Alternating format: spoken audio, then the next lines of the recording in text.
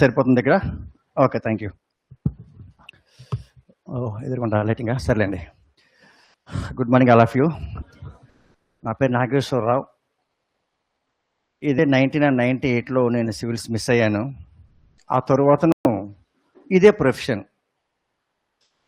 So గూగుల్లో అయినా సరే నా గురించి చెప్తుంది, చాట్ జీపీటీ అయినా నా కోసం చెప్తుంది, రైట్?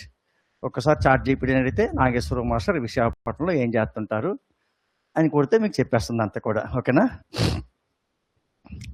అయితే మన క్లాస్ చూస్తే ఈరోజు క్యాలెండర్ ఇచ్చాడు కదా, అనౌన్స్ చేశారు, అందరికీ తెలిసే ఉంటుంది నాకు తెలిసి. మనకి చాలా రోజుల తర్వాతను విజయనగరంలో ఒకప్పుడు 2004, 5, 6 ఏళ్ళు ఇక్కడ నేను చెప్పేవాడిని, ఇన్స్టిట్యూట్ ఉండేది, రైట్? కానీ విజయనగరంలో గ్రూప్స్ కంటూ పర్ఫెక్ట్గా చెప్పేవాళ్ళు లేరు. ఎవరు పెట్టినా సంథింగ్ డిఫరెన్సెస్ ఉండేవి. కానీ ఒక రైజింగ్ స్టార్ ఈనాడు కనిపిస్తున్నాడు విజయనగరంలో, అతనే మీ రెడ్డి గారు.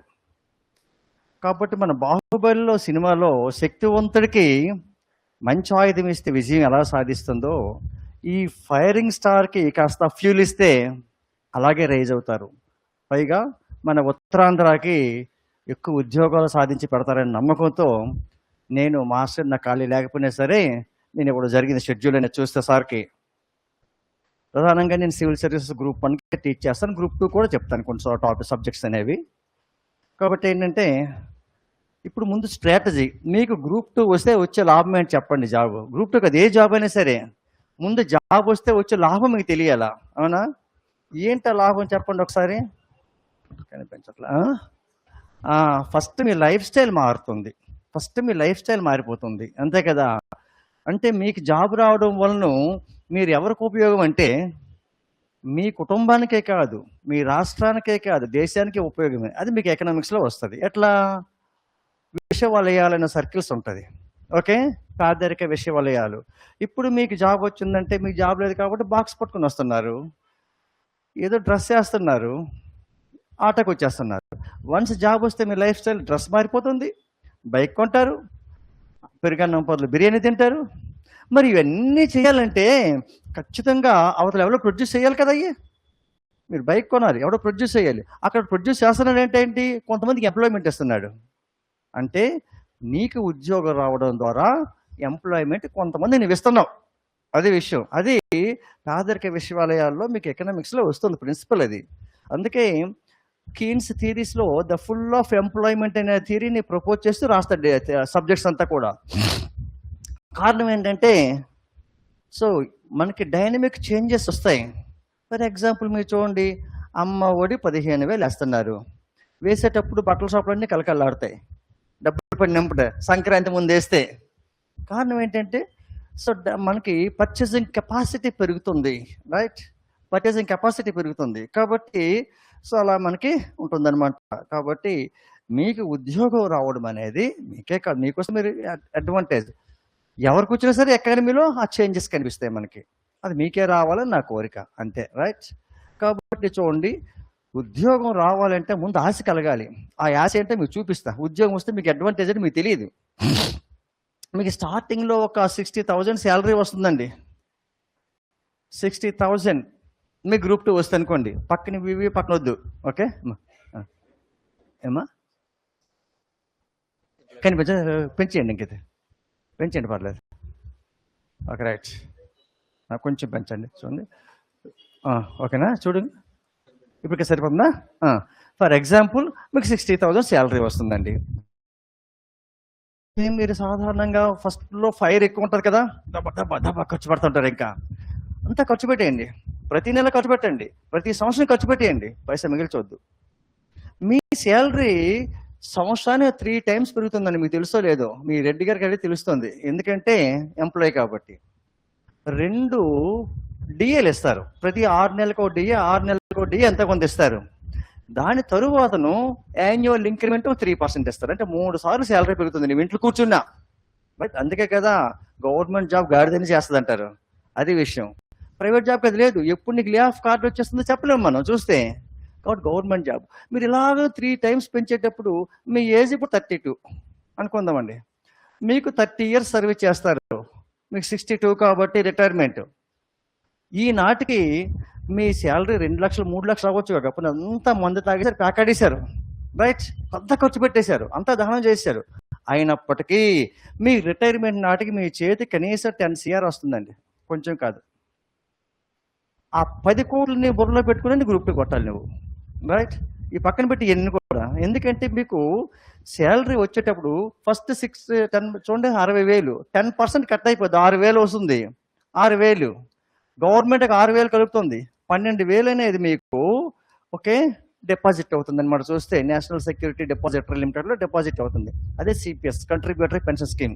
కాబట్టి ఏదైనా ఒక జాబ్ మీరు కొడితే so it's very very important అనమాట చూస్తే. కాబట్టి ఈ జాబ్ నెసెసిటీ ఏంటంది మీకు నేను చెప్పాను చూస్తే. కాబట్టి మైండ్లో పెట్టుకొని చదివే విధానం చూద్దాం ఒకసారి. మీకు మనకు బుక్ ఇచ్చారు, అదొక 570 600 పేజీలు ఉంది. మరి ప్రిలిమినరీకి ఇంత చదవాలా? అవసరం లేదు. ప్రిలిమినరీ దగ్గర చదువుకుని ఉంటే నువ్వు మెయిన్స్గా చదువుతావు. ఇది ఓన్లీ క్వాలిఫైయింగ్ నేచర్. 150 వచ్చినా సరే నువ్వు మెయిన్స్ రాయాలి. ఆ 150కు 60 70 80 వచ్చినా సరే క్వాలిఫైయింగ్ మార్క్స్ మెయిన్స్ రాయాలి. కాబట్టి ఆ మెయిన్స్ అనేది మనం టార్గెట్ పెట్టుకోవాలి. ప్రిలిమినరీలో క్వాలిఫైయింగ్ వరకు చదివి పడేయాల సేఫ్ జోన్లో. ఇందులో ఈజీగా వచ్చే మార్క్స్ ఏం తెలుసు అండి ప్రిలిమినరీలో? ఒకటి మెంటల్ ఎబిలిటీ. ఈ మెంటల్ ఎబిలిటీని చూస్తే 30కి 25 మినిమం వచ్చేస్తాయండి, డౌట్ లేదండి. అక్కడ నుంచి పెరగాలి, కొంచెం కష్టం అనుకోండి. సో మ్యాథ్స్ స్టూడెంట్స్కి 30 వచ్చే సందర్భాలు కూడా ఉన్నాయి. దెన్ ఫాలోడ్ బై జియోగ్రఫీ అండి. ఇది కూడా ఒక 25 రాస్తాయండి. ఒక 5 పోయినా సరే 25. ఇంకా మీకు హిస్టరీ అండి. హిస్టరీ చూస్తే మీకు ఎంత కింద మీద పడి చదివినా సరే 15. ఓకే, బాగా అది ఈజీగా ఇస్తే నేనేం చేయలేను. కానీ హిస్టరీలో ఎందుకంటే సిలబస్ వ్యాస్ట్. ఓకే, అటు హిందూ ఏజ్ చదవాలి, ఇటు ముస్లిం ఏజ్ చదవాలి, ఇటు బ్రిటిష్ ఏజ్ యుగం చదవాలి. హిందూ యుగం అంటే ఏదండి?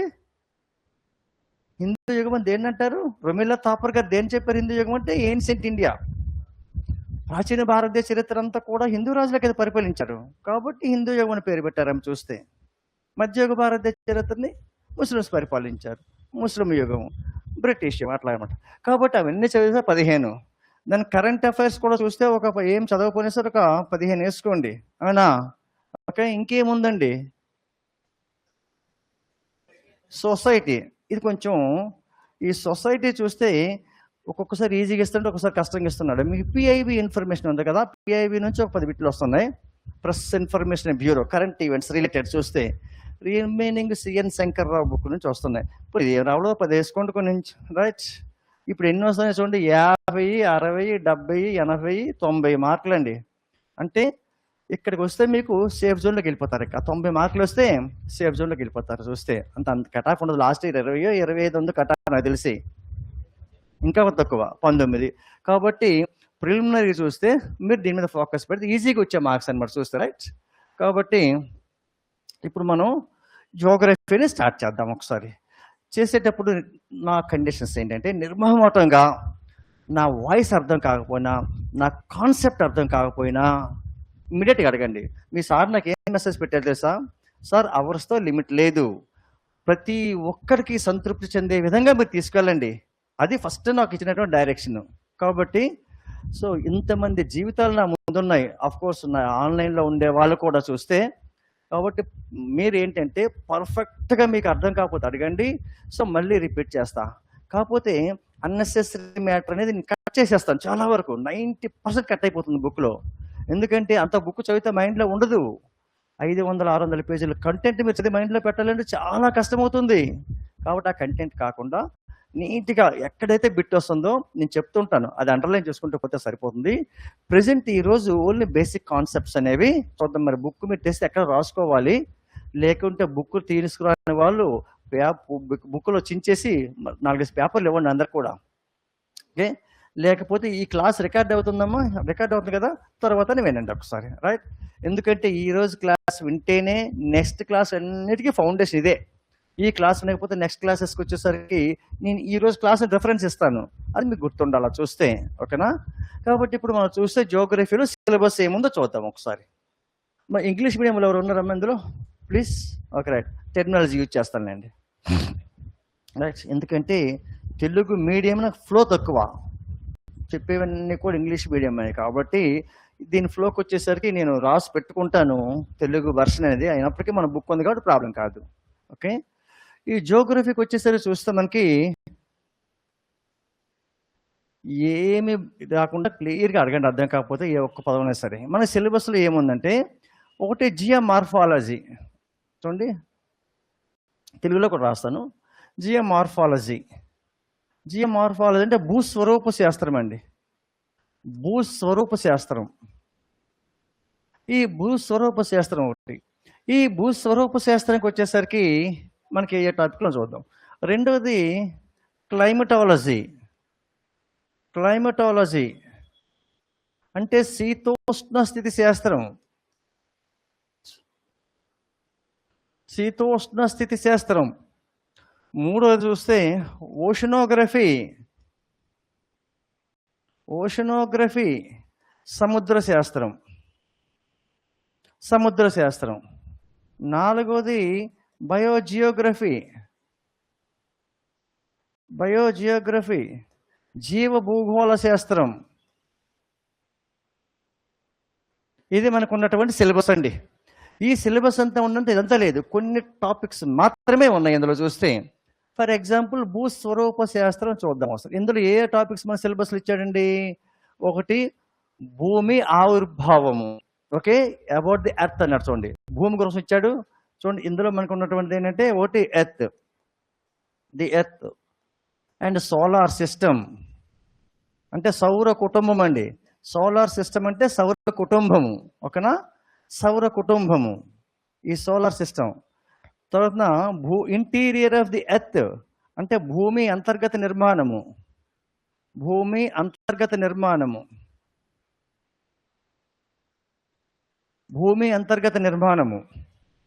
ఇది మనకి తర్వాతను మేజర్ సర్ఫేస్ ల్యాండ్ ఫామ్స్. ఈ మేజర్ సర్ఫేస్ ల్యాండ్ ఫామ్స్ అంటే భూ ఉపరితల స్వరూపాలు.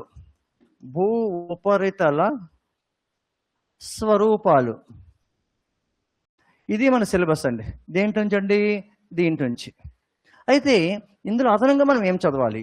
ఇదే యూనిట్లో మీ కింద లైన్లో చూడండి, డిజాస్టర్స్ మేనేజ్మెంట్ అని అన్నాడు. డిజాస్టర్ మేనేజ్మెంట్ అంటే విపత్తు నిర్వహణ అని సిలబస్ ఇచ్చాడు. కాబట్టి మనకి విపత్తులు అనేవి ఎలాగొస్తాయండి? సాధారణంగా రెండు రకాలుగా వస్తాయి. ఒకటి సహజ విపత్తులు, మ్యాన్ మేడ్ పక్కన లేదు కాబట్టి సహజ విపత్తులు ఎలాగ వస్తాయండి? By the act of nature or by the act of God. Okay, అంటే భూకంపాలు కానీ, సునామీస్ కానీ, కొండ చర్యలు విరిగిపడడం కానీ, అవలాంచెస్ కానీ, ఒక బ్రేక్ డౌన్ ఆఫ్ డ్యామ్స్ కానీ, ఇవన్నిటిని కూడా సహజ విపత్తులు అని చెప్తాం. ఆ సహజ విపత్తులు ఇవన్నీ కూడా మనకి ఇక్కడ జాయిన్ అయిపోతే ఎక్కడ చదువుకోవాలి చూస్తే. అంటే ఏ టాపిక్ వస్తే టాపిక్ లింక్ చేసుకుంటూ పోవాలి, మనం చూస్తే లింక్ చేసుకుంటూ పోవాలి. అది సహజ విపత్తులు చూస్తే మనకి. కాబట్టి ఇందులో సహజ విపత్తులన్నీ కూడా ఇక్కడికి కొన్ని వస్తాయి చూస్తే. ఓకే, అలాగే క్లైమటాలజీకి వచ్చేసరికి చూడండి ఏమేమి ఉంది ఈ క్లైమటాలజీకి వచ్చేసరికి చూస్తే మనకి ఏమేమి సిలబస్ ఉందో చూద్దాం. ఈ క్లైమటాలజీలో చూస్తే మనకి ఒకే ఒక సబ్జెక్ట్ ఇచ్చాడు, structure and composition of atmosphere. Okay, structure and composition of atmosphere అంటే వాతావరణము, పొరలు, దాని సంఘటన అని ఇచ్చాడు చూస్తే. అక్కడ ఈ వాతావరణం అంటే ఏంటి, దాని పొరలు ఏంటి, దాని సంఘటన ఏంటి, అవన్నీ మనం చూద్దాం అక్కడ ఒకసారి. అందులో డిజాస్టర్ మేనేజ్మెంట్ సంబంధించినవి ఏముంటాయి? సైక్లోన్స్ ఉంటాయి, తుఫాన్లు ఉంటాయి, ఓకే, వరదలు ఉంటాయి చూస్తే. ఇవన్నీ కూడా అక్కడ దానికోసం చూస్తాం. అవి సహజ విపత్తులుగా చెప్తాను. జనరల్గా అవి సహజ విపత్తులు కాదు. అందరూ ఏమనుకుంటారు? వర్షపాతం, వరదలు, కరువు, ఇవన్నీ కూడా మనకి ఏంటంటే కరువు కానీ ఈ వరదలు కానీ సహజ విపత్తులు అనుకుంటారు, కానీ కాదు.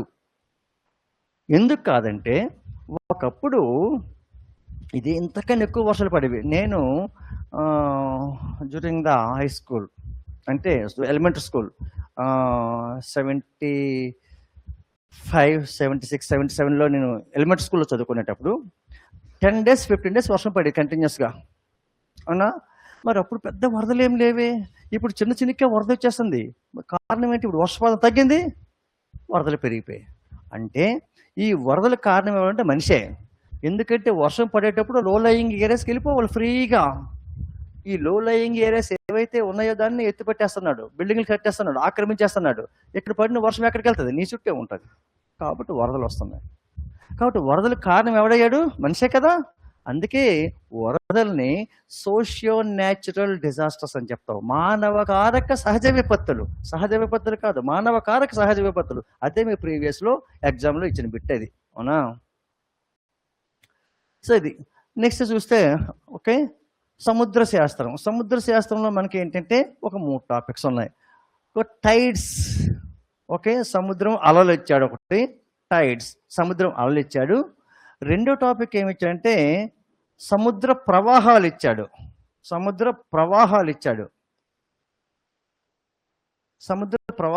చూస్తే ఇది మన సిలబస్ అండి. ఆ తర్వాత ఇండియన్ జియోగ్రఫీ, ఏపీ జియోగ్రఫీ. మీకు మరి డివిజన్ ఎలాగిస్తాడో చూద్దాం ఒకసారి. దీని డివిజన్ చూస్తే మనకి సో ఎలాగ ఇవ్వడం జరుగుతుందో చూద్దాం. సాధారణంగా మనకు ఈ వరల్డ్ జియోగ్రఫీ, ఇండియన్ జియోగ్రఫీ నుంచి ఎక్కువ ఇస్తారండి. ఏపీ జియోగ్రఫీ నుంచి వెరీ లెస్, ఒక 4-5 కంటే ఎక్కువ ఎక్స్పెక్ట్ చేయడానికి లేదు ఏపీ జియోగ్రఫీ నుంచి చూస్తే. అలాగే లేటెస్ట్ బైఫర్కేషన్ అయింది కదా, ఆ యాంగిల్ ఇవ్వచ్చు మనం చూస్తే. ఓకే, కాబట్టి ఇప్పుడు వరల్డ్ జియోగ్రఫీ ఫోకస్ పెట్టండి.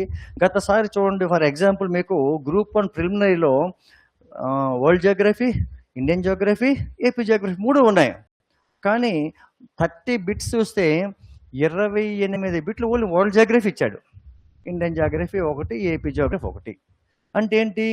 అన్నీ సమానంగా ఇవ్వాలని ఎక్కడ లేదు, అక్కడ వాడి ఇష్టం ఇంకది. కాబట్టి అన్నీ చదువుకుంటూ వెళ్ళాలి చూస్తే, ఓకేనా? అన్నీ చదువుకుంటూ వెళ్ళాలి. ఇప్పుడు ఫస్ట్ థింగ్ మనం చూస్తే జియోగ్రఫీ స్టార్ట్ చేద్దాం ఒకసారి. ఈ జియోమార్ఫాలజీలో చూస్తే మనం చూడండి ఒకసారి. ఇప్పుడు మనం ఎక్కడ ఉన్నామండి? విజయనగరంలో ఉన్నాం. విజయనగరం ఎక్కడ ఉంది చెప్పండి ఒకసారి? ఆంధ్రప్రదేశ్లో ఉంది. ఆంధ్రప్రదేశ్ ఎక్కడ ఉంది? ఇండియాలో ఉంది. ఇండియా ఎక్కడ ఉంది? ఏషియన్ కాంటినెంట్లో ఉంది. ఏషియన్ కాంటినెంట్ ఎక్కడ ఉంది? వరల్డ్లో ఉంది. వరల్డ్ ఎక్కడ ఉంది? భూమి మీద ఉంది, అంతే కదా. మరి భూమి ఎక్కడ ఉంది? సౌర కుటుంబంలో ఉంది. మరి సౌర కుటుంబం ఎక్కడ ఉంది? యూనివర్స్లో ఉంది, అవునా? అంటే యూనివర్స్ కోసం మనం తెలుసుకోవాలి. మరి సూర్యుడు ఎలాగ ఆవిర్భవించాడు, భూమి ఎలాగ ఆవిర్భవించింది, ఇవన్నీ మనకు ఒకసారి మనం తెలుసుకుందాం ఒకసారి, రైట్? ఫస్ట్ చూడండి, ఈ ఎర్త్ ఆరిజిన్ థియరీస్లో చూస్తే మొట్టమొదటిసారిగా ఈ యొక్క విశ్వంలో మనకి ఒక క్లౌడ్ ఉండేదండి, రైట్? ముద్దగా ఒక మేఘం ఉండేదంట. ఈ ముద్దగా ఉన్న మేఘంలో చూస్తే ఏంటి ఉన్నాయని ఊహించారు తెలుసండి? ఎక్కువగా ఒకే వాయు కణాలు అనేవి ఉండేవి.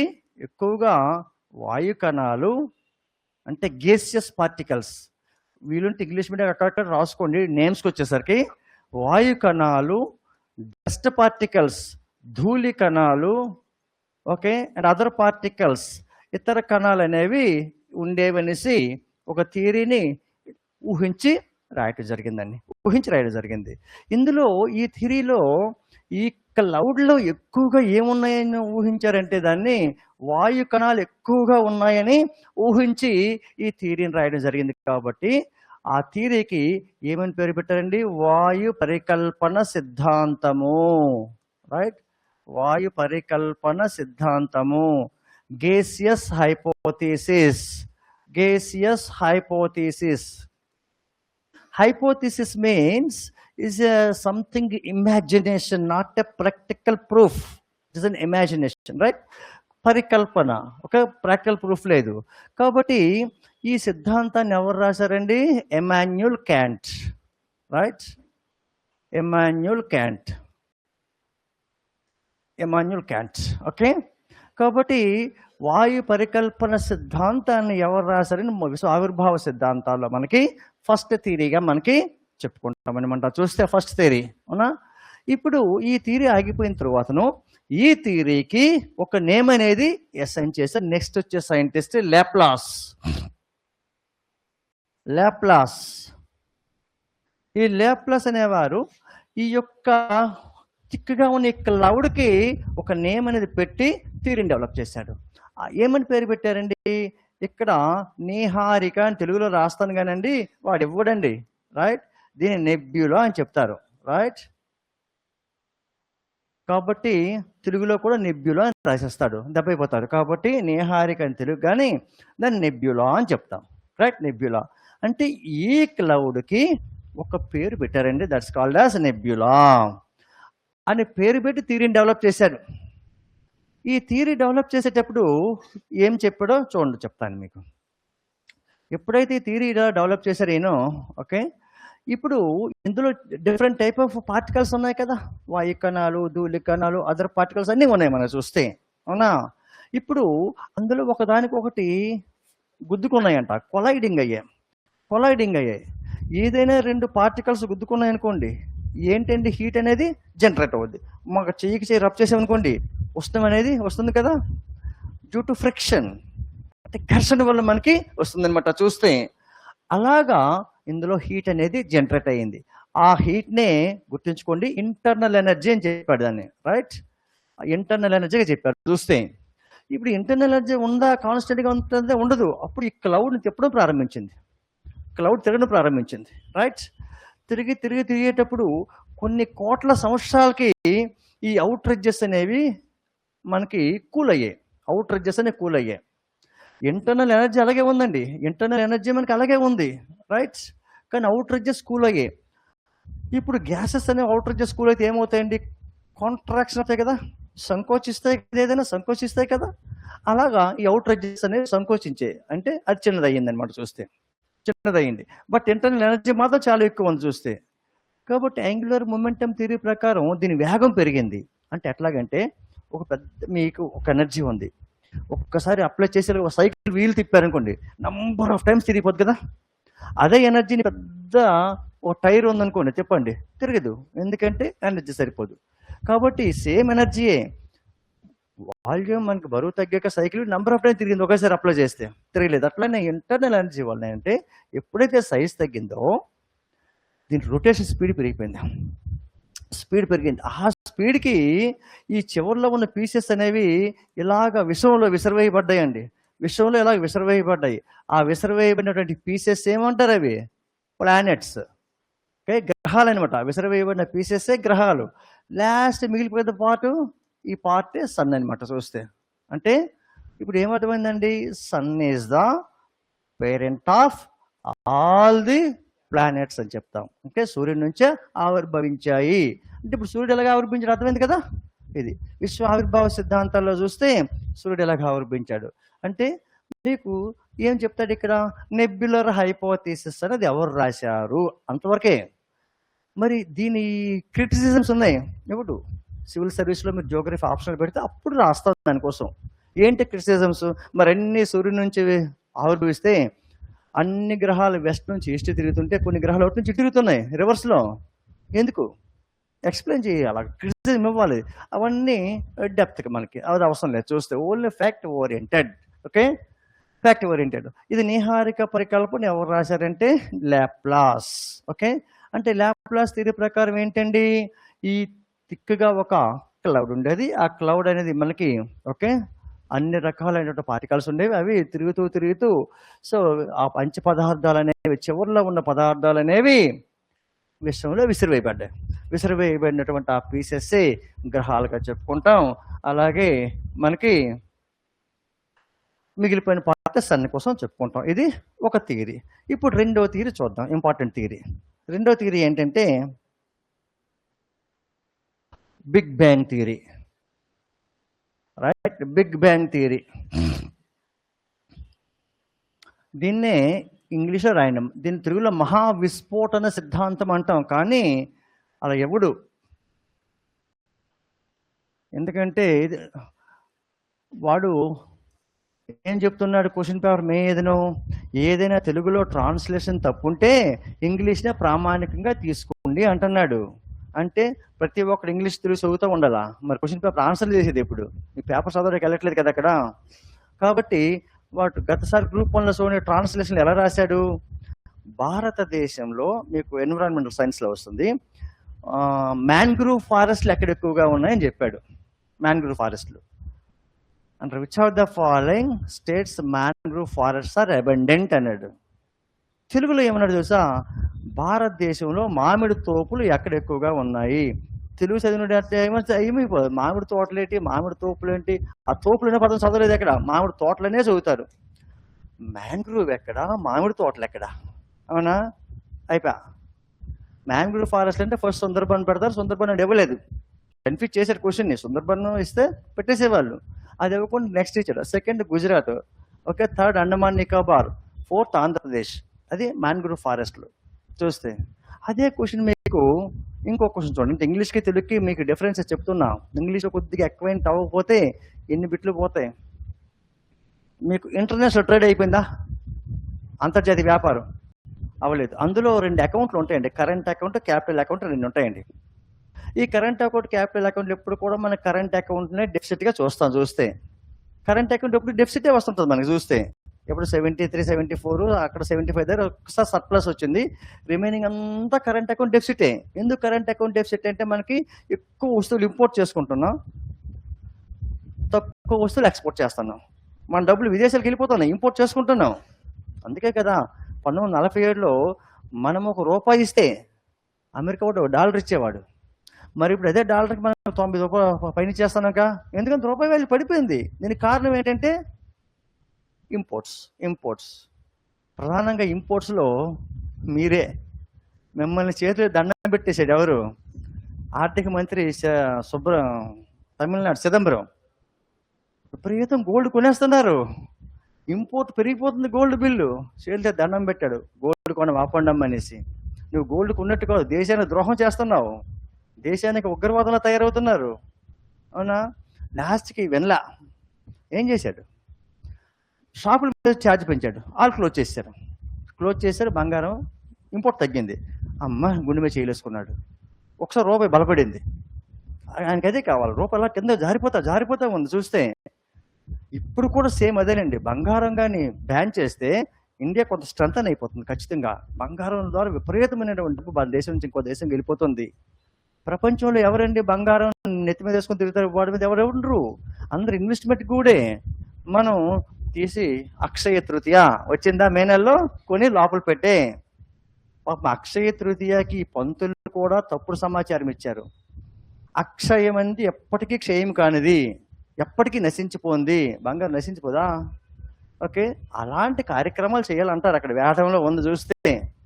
అక్షయ తృతీయ రోజు దాన ధర్మాలు చూసి అది బంగారం కొనండి అని పెట్టారు. అలా వెళ్ళిపోతుంది అది. కాబట్టి రూపాయి వాల్యూ డిప్రిసియేషన్ అయిపోతుంది కదా, కాబట్టి చూస్తారనమాట. అయితే ఇందులో ఆ కరెంట్ అకౌంట్ డెఫిసిట్ మనకి ఏర్పడిపోతుంది. దాని మీద క్వశ్చన్ ఇచ్చాడు. ఏమని? భారతదేశంలో ఇంగ్లీష్లో ఏమి ఇచ్చాడంటే, which are the following years the current account deficit is maximum అన్నాడు. దాని తెలుగులో ఏమన్నాడు తెలుసా? భారతదేశంలో అధిక విద్యుత్ సరఫరా ఎప్పుడు జరిగింది? కరెంట్ విద్యుత్తుగా తీసుకున్నాడు. Mission translation. అధిక విద్యుత్ సరఫరా ఎప్పుడు జరిగిందంటే ఇది ఏం చెప్తారు? ఎవరు చెప్తారు? ఏ మాస్టర్ చెప్తారు చెప్పండి?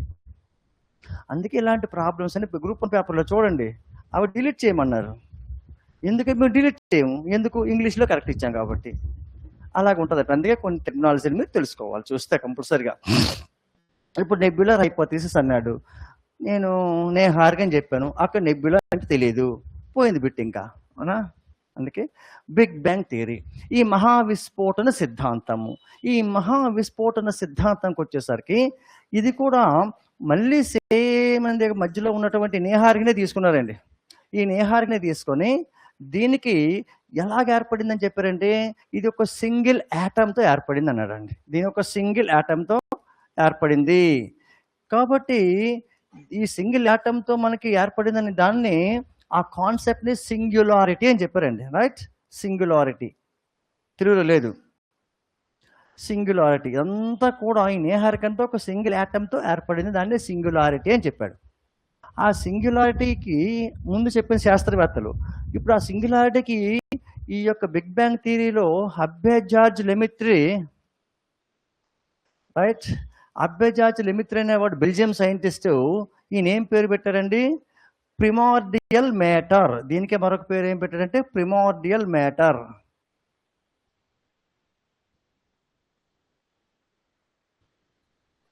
ప్రిమార్డియల్ మ్యాటర్, దీనికి తెలుగు ట్రాన్స్లేషన్ లేదు, ప్రధాన పదార్థం అంటారు కానీ.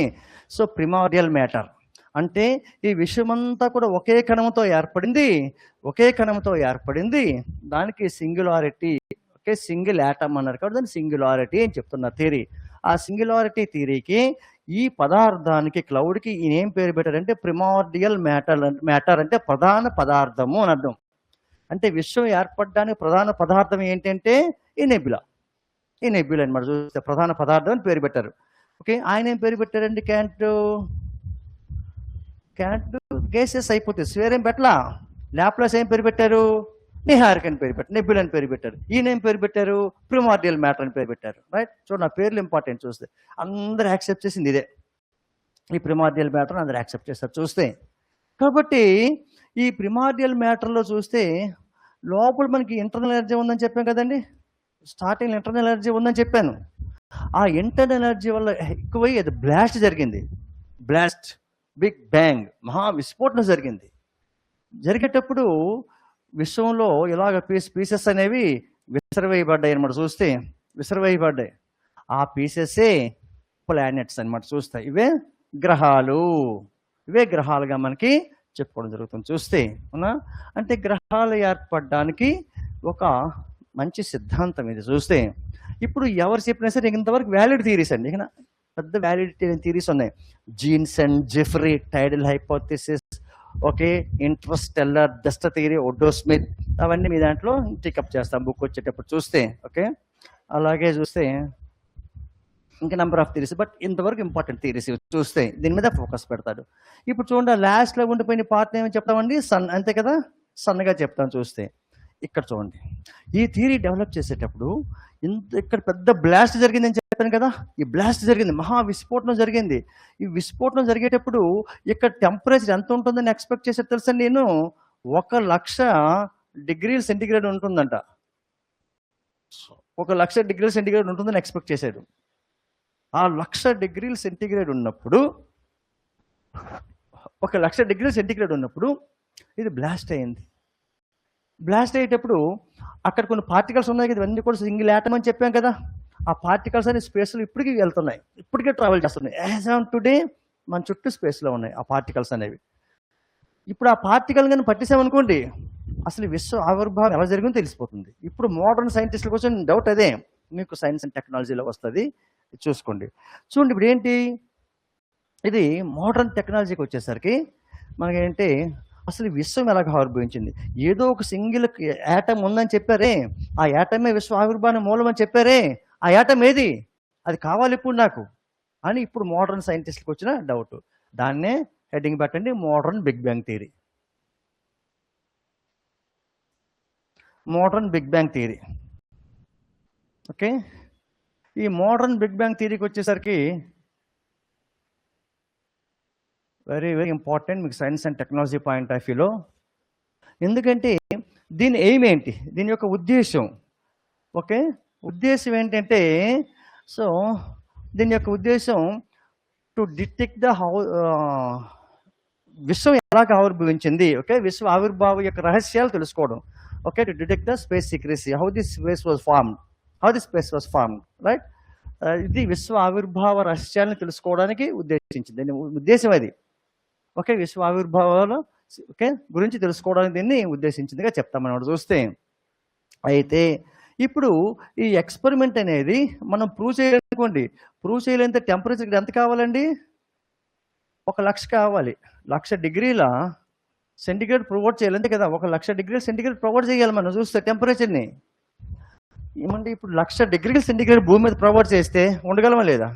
ఇప్పుడు 40-50 వేస్తే కట్ట కొట్టుకుంటున్నాం, అవునా?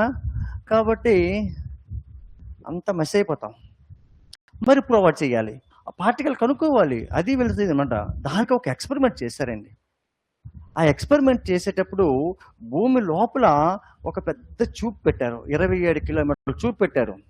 అందులో 1,00,000 డిగ్రీ సెంటిగ్రేడ్ ప్రొవైడ్ చేశారు. చూడండి, ఈ ఎక్స్పెరిమెంట్ అనేది ఎక్కడ చేశారంటే, రాసుకోండి, ఎక్స్పెరిమెంట్ ఎక్కడ చేశారంటే, ఓకే, సో ఒక LHC అనేటువంటి ఒక పరికరంలో చేశారండి. LHC, ఈ LHC అంటే ఏంటంటే లార్జ్ హ్యాడ్రన్ కొలైడర్. రాజ్ హ్యాడ్రన్ కొలైడర్ అని ఒక ఎక్స్పెరిమెంట్. ఇది ట్యూబ్ అనమాట. 27 గుర్తుంచుకోండి, ఇది 27 కిలోమీటర్ల పొడవున్నటువంటి ట్యూబ్ ఇది. 27 కిలోమీటర్ల పొడవున్నటువంటి ట్యూబ్ ఇది. లార్జ్ హ్యాడ్రన్ కొలైడర్, మన పేరు LHC. మీరు ఇది గుర్తుంచుకోండి. లేకపోతే what is stands for LHC అని అడగొచ్చు, రైట్? మెయిన్స్లో, సైన్స్ అండ్ టెక్నాలజీలో. ఓకే, ఎందుకంటే న్యూక్లియర్ సైన్స్ మీకు ఉంది కదా, న్యూక్లియర్ సైన్స్తో రిలేట్ అయి ఉన్నటువంటిది అనమాట చూస్తుంది. కాబట్టి ఇక్కడ 1,00,000 డిగ్రీలు చూడండి, ఇటువైపు నుంచి ఈ పవర్ఫుల్ యాక్సిలరేటెడ్ పాజిట్రాన్స్ అని పంపించారు. Not protons, positrons. ఈ రెండు ఒకదానికొకటి గుద్దుకున్నాక ఇక్కడ హెవీ టెంపరేచర్ జనరేట్ అయింది మధ్యలో. సో ఇక్కడ 1,00,000 డిగ్రీల సెంటిగ్రేడ్ వాళ్ళకి అనుకున్నట్టు ప్రొడ్యూస్ అయిపోయింది భూమి లోపల. ఓకే, మరి భూమి లోపల ఈ ట్యూబ్ ఎక్స్పెరిమెంట్ ఎక్కడ పెట్టారంటే ఫ్రాన్స్కి స్విట్జర్లాండ్ మధ్యలో అండి. చూడండి, ఈ ఎక్స్పెరిమెంట్ ఎక్కడ చేశారంటే, రాసుకోండి, ఈ ఎక్స్పెరిమెంట్ ఎక్కడ చేశారంటే, వేరంటే ఎక్కడైనా అర్థం. ఓకే, ఎక్కడ చేశారంటే ఫ్రాన్స్కి స్విట్జర్లాండ్కి మధ్యలో జోరా మౌంటైన్స్ ఉంటాయండి, జోరా పర్వతాలు. ఈ జోరా పర్వతాల్లో మనకి ఎక్స్పెరిమెంట్ అనేది చేశారనమాట. చూస్తే ఫ్రాన్స్కి అక్కడ బెర్న్ అనే చిన్న ప్లేస్ ఉంటుంది, ఆ బెర్న్ అనే ప్లేస్లో మనకి చెడు జరిగింది. చూస్తే ఫ్రాన్స్కి స్విట్జర్లాండ్కి చూడండి, ఒక్కసారి స్పీడ్ అవుతుంటే చెప్పండి ఒకసారి, ఎందుకంటే చాలామంది రికార్డింగ్ కోసం ఏం చేస్తారు, సార్ అవర్స్ తగ్గిపోవాలి, స్పీడ్ అంటారు. మీరు స్పీడ్ చెప్పండి, వాడు 0.5 చూసుకుంటాడు అని వీళ్ళకి అవర్స్ తగ్గించుకోవడానికి నాకు అలా చెప్తారు. కాబట్టి ఒకవేళ ఆ ఫ్లో ఉంటుంది కాబట్టి స్పీడ్ అయితే నన్ను చెప్పండి ఒకసారి, అర్థంగా స్లో చేసేద్దాం, అనుకోకుండా వెళ్ళిపోతుంటుంది అంతే, ఇంకేం కాదు. ఓకే, ఫ్రాన్స్కి స్విట్జర్లాండ్ మధ్యలో ఎక్కడండి, జోరా మౌంటైన్స్లో మనకి ఇది ఈ ప్రయోగం చేశారని చూస్తే. కాబట్టి ఒక ఆబ్జెక్ట్ ఏంటి తెలిసింది, ఇది ఎక్కడ, ఒకటోది. ఓకే, ఏ పరికరంలో చేశారు, LHC పరికరం. ఈ ఎక్స్పెరిమెంట్ ప్లేస్ ఏది, ఓకే, ఫ్రాన్స్కి స్విట్జర్లాండ్ మధ్యలో చేశారు, అవునా? ఇప్పుడు నెక్స్ట్, ఈ ప్రయోగానికి చైర్మన్ ఎవరు, ఇది పెద్ద గుర్తించుకునే అవసరం లేదండి. ఈ చైర్మన్ ఎవరంటే పీటర్ హిగ్స్ అండి. ఆ రోజు ఈయన గుర్తించుకునే అవసరం లేదు. అయితే ఈ పరికరం, ఈ ఎక్స్పెరిమెంట్ చేయాలంటే బేసిక్ నాలెడ్జ్ కావాలి కదా మనకి, థీరీస్ కావాలి. ఏ థీరీ ఆధారంగా ఈ ఎక్స్పెరిమెంట్ చేశారంటే మళ్ళీ ప్రపంచాన్ని తావు చూపిన వ్యక్తి మనవాడే. ఎవరండి, సత్యేంద్రనాథ్ బోస్. 1921లో ఎంటైర్ స్పేస్ని స్టడీ చేసి థియరీ డెవలప్ చేశాడు సత్యేంద్రనాథ్ బోస్. ఆ స్పేస్ స్టడీ చేసి సూర్యుని నుంచి వచ్చేటువంటి ఆ తరంగాల్ని, పోటాన్స్ని అన్నింటినీ కలిపి ఆయన పేరు పెట్టారండి, బోసన్ అని పేరు పెట్టారండి. సత్యేంద్రనాథ్ గారు, బోస్ గారు ఏంటంటే ఆ పార్టికల్స్ అన్నింటినీ కలిపి బోసన్ అని పేరు పెట్టారు. కాబట్టి ఈ పీటర్ హిగ్స్ అనేవాడు సో ఈ యొక్క సత్యేంద్రనాథ్ బోస్ రాసినటువంటి 1921లో రాసినటువంటి ఆస్ట్రోఫిజిక్స్ థియరీస్ ఆధారంగా ఈ ప్రయోగం చేశారు. కాబట్టి ఇప్పుడు పార్టికల్ దొరికింది కదా, ఆ పార్టికల్ ఫస్ట్ ఎవరు పేరు పెట్టారండి, గాడ్ పార్టికల్ అని పేరు పెట్టారు, దైవ కణం అని పేరు పెట్టారు, రైట్? ఎందుకంటే దేవుడు చేసిన ఎవరు తెలియకపోతే దేవుడు, అంతే కదా. చూడండి, మీకు పిండ ప్రదానాలు చేసేటప్పుడు పంతులు గారు అడుగుతారు, మీ నాన్న పేరు ఏంటి, చనిపోయారు, వాళ్ళ నాన్న పేరు ఏంటి చెప్తారు, వాళ్ళ నాన్న పేరు తెలీదు, వాళ్ళ నాన్న పేరు ఏంటి తెలీదు. అప్పుడు ఏమంటారు పంతులు గారు, దైవజ్ఞ అంటారు, అంటే దేవుడే నేస్తారు. అంటే తెలియనప్పుడు ఏంటంటే దేవుడే, అంతే కదా. కాబట్టి అలాగే ఎవరు చేశారా కణం అంటే దేవుడు చేశాడు. కాబట్టి దానికి చూడండి 1,00,000 డిగ్రీలు ప్రొడ్యూస్ చేసేటప్పుడు గాడ్ పార్టికల్ అనేది దొరికింది, ఒక పార్టికల్ దొరికింది, దాన్ని దేవుడు పేరు పెట్టారు.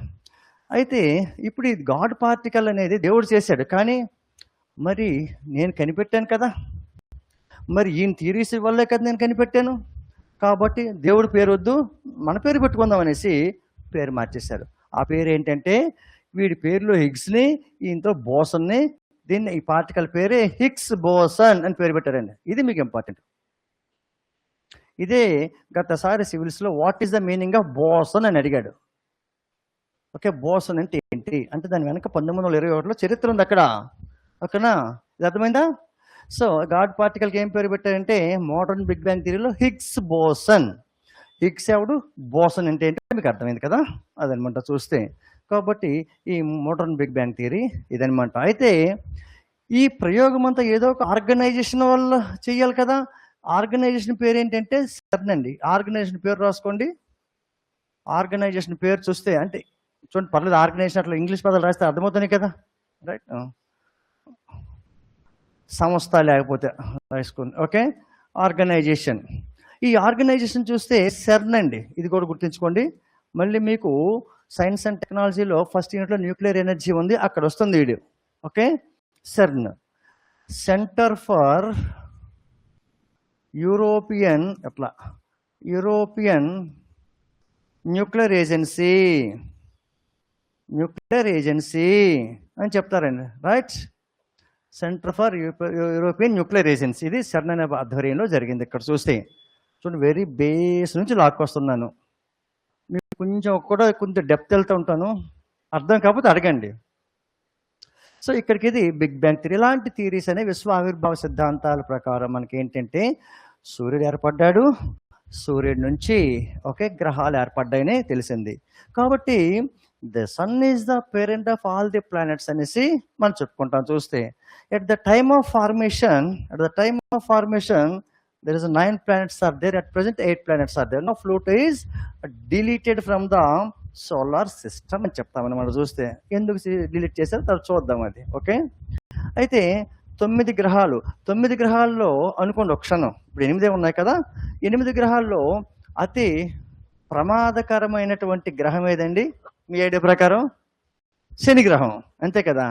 శని పట్టుకుంటే ఎన్ని సంవత్సరాలు అండి? 7 సంవత్సరాలు. అవునా? అది విన్నారు మీరు ఎప్పుడైనా? అప్పుడు శని దేవాలయానికి వెళ్ళి నువ్వులు, పాటకూర, ఇంకేమిస్తారండి, ఏదో ఇస్తారు. ఇస్తే శని దూరం వెళ్ళిపోతాడంట. ఆడెక్కడ ఉన్నాడు, ఆడు నిన్నేమంటాడు, అంతే కదా. కాబట్టి అప్పుడు మేము చదువుకునేటప్పుడు 6th క్లాస్లో 7th నాకు గుర్తులేదు కానీ దశమ గ్రహం అనే పాఠం ఉండేదండి. ఐ థింక్ పరవస్త చిన్నయ్య ఎవరో గుర్తులేదు నాకు, సబ్జెక్ట్ కరెక్షన్. అప్పుడు 9 గ్రహాలే. శని గ్రహం చాలా ప్రమాదకరం అని చెప్పేవాళ్ళు మాస్టర్లు. ఆ శని గ్రహం ప్రమాదకరం అంటే అప్పుడు 9 గ్రహాల్లో శని గ్రహం ప్రమాదకరం అంటే 10వ గ్రహం అంట. ఈ శని గ్రహం కింద ప్రమాదకరమైన గ్రహం అంట అది వచ్చింది. ఇప్పుడు దాన్ని ఎలా మేనేజ్ చేయాలి అని అంటాడు. ఆ 10వ గ్రహం ఏమై ఉండొచ్చు? ఇంటికి వచ్చిన అల్లుడట, రైట్. ఎందుకంటే జీవితాంతం పీకుతా ఉంటాడు. ఆ రోజు కలిగి ఉండేది, పెళ్లి చేసేవాడు కట్నం ఇవ్వాలా, ఆ పిల్ల కన్సీవ్ అయ్యేటప్పుడు మళ్ళీ ఎంతో ఇవ్వాలా, ఆ మనోడు పుడితే వాడికి ఎంతో కొంత ఇవ్వాలి, మళ్ళీ ఆ పిల్లకి పెళ్లి చేస్తే మళ్ళీ ఇవ్వాలి, ఇల్లు మీ తాతను అడుగు అలాగ చచ్చే వరకు పీడిస్తారట. శని గ్రహం అయితే 7 సంవత్సరాలు, కానీ ఈ దశమ గ్రహం మాత్రం చచ్చే వరకు వదలడంట. నేను వాజ్ 7th క్లాస్ అనుకుంటా, అప్పుడు చదివా. సో ఆ రోజులకి అది కరెక్టే, పీడించేవాళ్ళు. అత్త ఏలుబడి ఎక్కువ ఉండేది. ఓకే, మా ఇంట్లో పాపం అందరూ ఉండేవాళ్ళు. ఆ ముసలమ్మ అంటే బియ్యం కొలిసి ఇచ్చేది, ఇదే వండినివ్వని. ముందు మగాళ్ళు తినాలంట, తర్వాత ఆడవాళ్ళు తినాలంట. ఎక్కడండి అది? ఒక ఆమ్లెట్ వేసి 4-5 ముక్కలు కోసి చిన్న ముక్కలు పెట్టేది అనమాట. అంటే ఆ రోజుకి కరువు ప్రాంతాలు ఏం లేదు, రైట్. అన్నం తినాలంటేనే కష్టం, అంబలే తినేవాళ్ళం చూస్తే. వర్షం పడేది కాదు, పంటలు పండేవి కాదు, అవునా. కాబట్టి ఈ రోజుల్లో ఆ పేదరికం అనేది ఎక్కడ కనిపించట్లేదు. అన్నం లేనివాడు ఎవడున్నాడండి ఈ రోజుల్లో? అన్నం ఎవడికి లేకపోతే అన్న క్యాంటీన్కి వెళ్ళిపోతున్నారుగా, పెద్ద కష్టమేం కాదు. కాబట్టి సెల్ఫ్ సఫిషియన్సీ సాధించాం ఆహార పదార్థాల్లో. ఒకప్పుడు ఉండేది ప్రాబ్లం. ఆహార పదార్థాల్లో సెల్ఫ్ సఫిషియన్సీ అంటే తెలుసా? పంచప్రాణికులు అయిపోయింది కదా మీకు. సెల్ఫ్ సఫిషియన్సీ అనే కాన్సెప్ట్ వస్తుంది.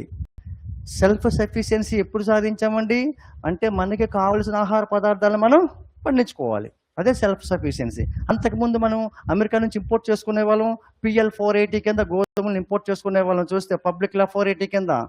కాబట్టి కరెక్ట్ కాదు అని ఫోర్డ్ ఫౌండేషన్ చెప్పిన తర్వాత చూస్తే, మీరు ఇంకో దేశం నుంచి ఇంపోర్ట్ చేసుకుంటుంటే ఆడికి బానిస అయిపోతారు మీరు. కాబట్టి మీకు కావలసినటువంటి ఆహార ధాన్యాలను మీరు పండించుకోండి అని గవర్నమెంట్ ఆఫ్ ఇండియాకి డైరెక్షన్ ఇచ్చిన తర్వాత చూస్తే, ఆ డైరెక్షన్ ఇచ్చి ఒక డ్రాఫ్ట్ ఇచ్చింది. ఆ డ్రాఫ్ట్ ప్రకారమే మీకు 1961లో IADP అనేసి ఒక ప్రోగ్రామ్ చేశారు. గుర్తుందో లేదో మీకు? ఇంటెన్సివ్ అగ్రికల్చర్ డిస్ట్రిక్ట్ ప్రోగ్రామ్, సాంద్ర వ్యవసాయ జిల్లాల పథకం. 7 జిల్లాల్లో స్టార్ట్ చేశారు. హార్బెంజర్ రెవల్యూషన్ బాగా సక్సెస్ అయింది. దాన్ని 65కి వచ్చి 114 జిల్లాలకు ఎక్స్పాండ్ చేసింది గవర్నమెంట్. కొంతవరకు సక్సెస్ అయింది. ఈ రెండింటిని కలిపింది 66లో. ఏమని పేరు పెట్టింది? నా నూతన వ్యవసాయక వ్యూహము, న్యూ అగ్రికల్చర్ స్ట్రాటజీ. దాన్నే గ్రీన్ రెవల్యూషన్ అని చెప్తున్నారు. ఆ విలియం ఎస్ గాండ్ గారు వచ్చాక ఆ పేరు పెట్టాడు కాబట్టి గ్రీన్ రెవల్యూషన్ అని చెప్తున్నాం. అప్పుడు ఎప్పుడైతే వచ్చిందో 72 నాటికి మనకు కావాల్సిన ఆహార పదార్థాలు మనం పండించుకోగలిగాం, ఇంపోర్ట్ చేసుకోలేదు. అప్పుడు ప్రకటించింది we are self sufficient in food grains. That is called self sufficiency. అయితే ఇప్పుడు మనం చూద్దాం ఒకసారి. ఇక్కడికి వచ్చేసరికి ముందు సన్ కోసం చూద్దాం. మన సూరన్న వీడే కదా ముఖ్యం మనకి. సన్ చూడండి, ఇక్కడ ఎనార్మస్ నాలెడ్జ్ ఉంది, సైన్స్ అండ్ టెక్నాలజీ నుంచి వస్తుంది మీకు. ఇక్కడ క్వశ్చన్స్ అనేవి ఇక్కడ కట్ చేసేస్తాను. సూర్యుడు. ఇప్పుడు సూర్యుడు అనే ఒక జియోగ్రఫీ పాయింట్ ఆఫ్ వ్యూ చూడండి. మనకి ఇది సూర్యుడు బొమ్మ అక్కడ కాదు, ఇక్కడ వేస్తాను. ఎందుకంటే వాడికని పెద్దోడు ఇంకోడు ఉన్నాడు.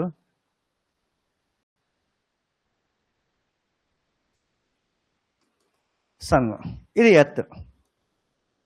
క్లియర్గా ఇక్కడ నుంచి ఫాలో అవ్వండి. చూడండి, ముందు సూర్యుడు కోసం చూద్దాం ఒకసారి. సన్ అనేవాడు ఏంటి? నక్షత్రమా గ్రహమా?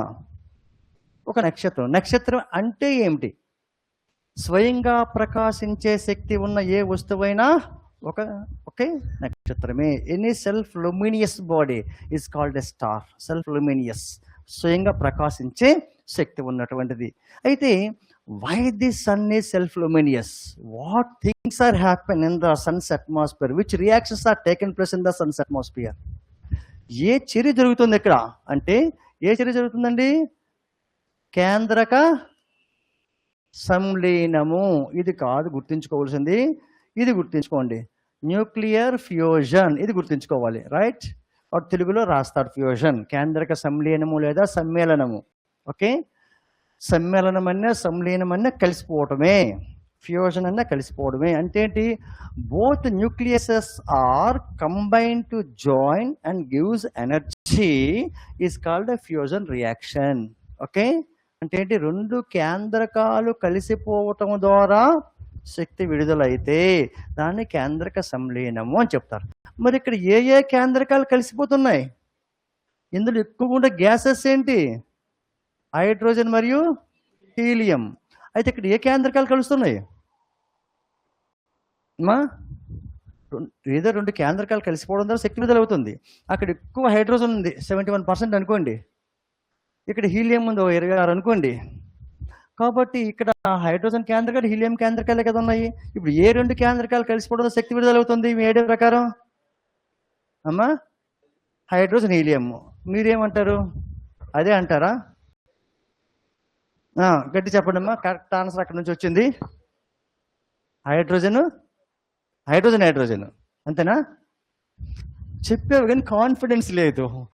దిగిపోవాలి బుల్లెట్ చెప్పేటప్పుడు. తప్పైనా పర్వాలేదు, కాన్ఫిడెంట్గా చెప్పగలగాల. చూడండి, ఫర్ ఎగ్జాంపుల్ ఒక హైడ్రోజన్ మాలిక్యూల్ తీసుకోండి, ఒక యాటమ్ తీసుకోండి. దానికి ఏదో ఒక ఛార్జ్, పాజిటివ్ ఛార్జ్ ఉందనుకోండి. మరొక హైడ్రోజన్ యాటమ్ కూడా పాజిటివ్ ఛార్జ్ ఉంటుంది కదా. మరి రెండు పాజిటివ్ ఛార్జెస్ అని కలుస్తాయా? మీరు ప్లస్ ప్లస్ ఎప్పుడు always repulsion. Like molecules always repulsion, unlike molecules always attraction power. అంతే కదా. రెండు సజాతి విజాతి అంటారు కదా. ఇది సజాతి ద్రవాలు. సజాతి ద్రవాలు ఏమవుతాయండి? వికర్షించుకోవాలి. విజాతి ద్రవాలు ఆకర్షించుకోవాలి. ఒక హైడ్రోజన్ యాటమ్ పాజిటివ్ అయితే రెండోది పాజిటివ్. మరి పాజిటివ్ పాజిటివ్ ఎలా కలిసిపోతున్నాయి? ఇక్కడ కలుస్తాయి. కరెక్టే, మీరు చెప్పింది కరెక్టే. రెండు హైడ్రోజన్ కేంద్రకాలు కలిసిపోవడం ద్వారా శక్తి మనకి విడుదలవుతుంది. రెండు హైడ్రోజన్ కేంద్రకాలు మరి ఎందుకు కలుస్తాయి అంటే, ఎక్కడైనా సరే ఈ పాజిటివ్ నెగిటివ్ అనేవి 20,000 డిగ్రీ టెంపరేచర్ ఉందనుకోండి, ఆ ఛార్జెస్ ఉండవు. అక్కడ చాలా ఎక్కువ ఉంది కదా, కాబట్టి ఛార్జెస్ ఉండవు. రెండు హైడ్రోజన్ కేంద్రకాలు కలిసిపోవడం ద్వారా మనకి ఇక్కడ వస్తుంది. ఈ న్యూక్లియర్ ఫ్యూజన్ రియాక్షన్ అనేది మీకు న్యూక్లియర్ సైన్స్లో కంపల్సరీ బిట్ వచ్చి తీరుతుంది. ఎంత ఎనర్జీ రిలీజ్ అవుతుంది ఏంటి, నెక్స్ట్ క్రిప్టాన్ బేరియం ఎలా కన్వర్ట్ అవుతాయి, ఇవన్నీ కూడా ఫ్యూజన్ రియాక్షన్లో అవన్నీ మీకు ఇంపార్టెంట్ చూస్తే. అయితే ఇక్కడికి వచ్చేసరికి చూడండి ఇది. అయితే ఈ సన్స్ అట్మాస్ఫియర్లో న్యూక్లియర్ ఫ్యూజన్ అనేది జరుగుతుంది. ఇక్కడ నుంచి ఎనర్జీ రిలీజ్ అవుతుంది. రైట్? ఇక్కడ నుంచి ఎనర్జీ రిలీజ్ అవుతుంది. ఇప్పుడు చూడండి, ఫ్యూజన్ రియాక్షన్ పట్టుకోండి. ఇక్కడ ఈ ఫ్యూజన్ రియాక్షన్ పట్టుకుని కిందకి వచ్చేయండి. ఇంకా ఇలాంటి ఫ్యూజన్ రియాక్షన్ అనేది సన్స్ అట్మాస్ఫియర్లో జరిగితే మరి ఆన్ ది ఎర్త్ ఎక్కడ జరుగుతుంది? రైట్? ఆన్ ది ఎర్త్ ఎక్కడ జరుగుతుందని మీ ఐడియా ప్రకారం ఉంటే హైడ్రోజన్ బాంబులో జరుగుతుందండి. గుర్తుంచుకోండి, హైడ్రోజన్ బాంబులో జరుగుతుంది. The hydrogen bomb is works on the principle of nuclear fusion, not a fission. Atomic bomb వేరు, అణుబాంబు వేరు, హైడ్రోజన్ బాంబు వేరు. ఓకే, కాబట్టి మీకు జీకేలో చదువుకుంటారు హైడ్రోజన్ బాంబు అని కనుగొన్న వ్యక్తి ఎవరండి? Edward teller. ఎడ్వర్డ్ టెల్లర్ అనే వ్యక్తి హైడ్రోజన్ బాంబులో కనుక్కున్నారని చూస్తే. ఓకే, ఇప్పుడు చూడండి ఒక్కసారి న్యూక్లియర్ సైన్స్ని టచ్ చేసి బయటకు వచ్చేస్తాను.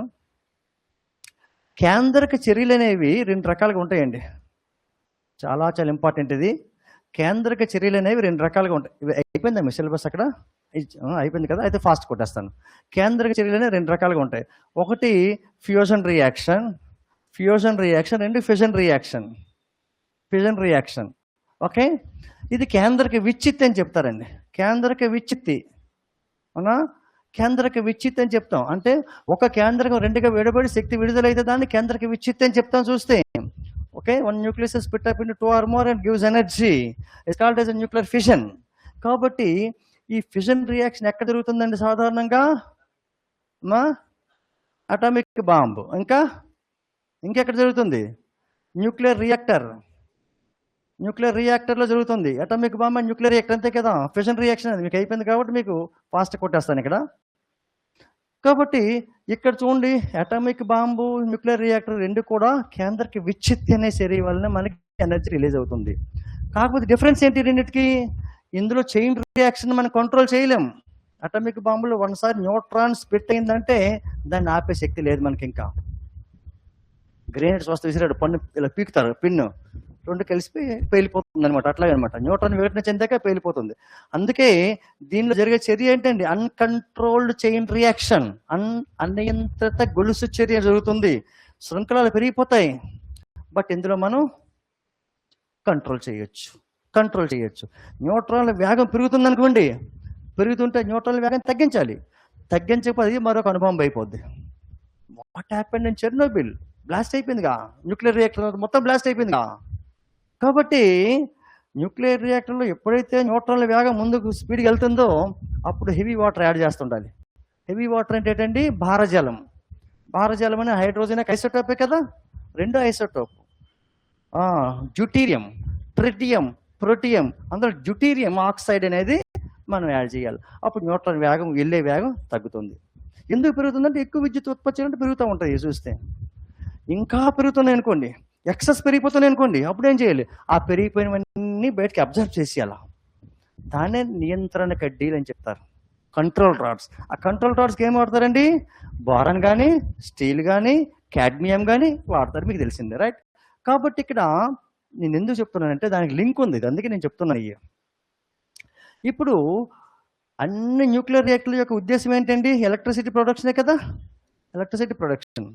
కాబట్టి ఏ రియాక్టర్లోనే సరే మనకి ఫ్యూజన్ రియాక్షన్ జరుగుతుంది. కానీ ఫ్యూజన్ రియాక్షన్ ఆధారంగా ఒకే ఒక రియాక్టర్ ఉందండి ఆన్ ది ఎర్త్, ఒకే ఒకటి ఉందండి.